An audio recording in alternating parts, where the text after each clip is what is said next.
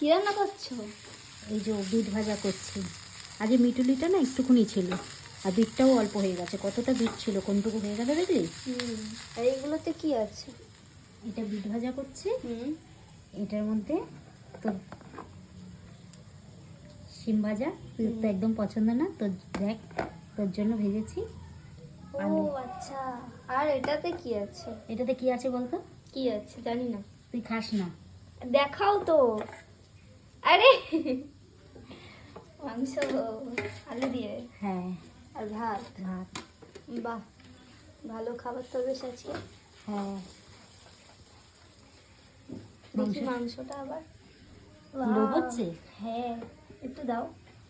আমি জানি তো। বাহ,